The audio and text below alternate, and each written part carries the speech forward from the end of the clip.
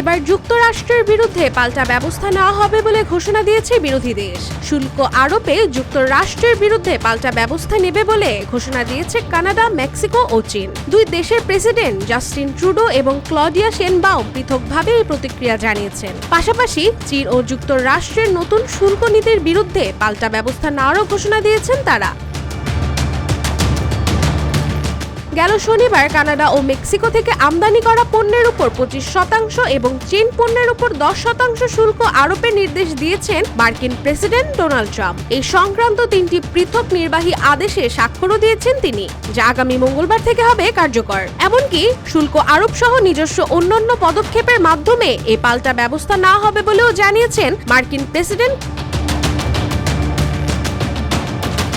মাদক পাচারকারী গোষ্ঠীগুলোর সঙ্গে মেক্সিকো সরকারের রয়েছে বন্ধুত্বপূর্ণ সম্পর্ক, এমনটাই অভিযোগ ওয়াশিংটনের। আর এই অভিযোগকে প্রত্যাখ্যান করে ক্লডিয়া অপবাদ হিসেবে অভিহিত করেছেন। এদিকে কানাডার প্রধানমন্ত্রী জাস্টিন ট্রুডো বলে $155 বিলিয়ন মূল্য মার্কিন পণ্যের উপর 25% শুল্ক আরোপ করবে তার সরকার। মঙ্গলবার থেকে $30 বিলিয়ন মূল্যের মার্কিন পণ্যের উপর এই শুল্ক হবে কার্যকর। আর বাকি $125 বিলিয়ন মূল্যের উপর মার্কিন পণ্যের উপর শুল্ক আরোপ কার্যকর হবে 21 দিনের মধ্যে।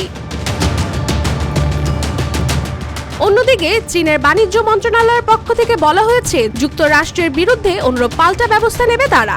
জানানো হয় যুক্তরাষ্ট্রের শুল্ক আরোপের পদক্ষেপে ভীষণ অসন্তুষ্ট চীন, আর তাই এই প্রসঙ্গে দৃঢ়ভাবে বিরোধিতা করেছে তারা। বলা হয় বিশ্ব বাণিজ্য সংস্থার নিয়ম নীতিকেও গুরুতরভাবে লঙ্ঘন করেছে এটি, তাই যুক্তরাষ্ট্রের বিরুদ্ধে কঠোর ব্যবস্থা নেবে চীন।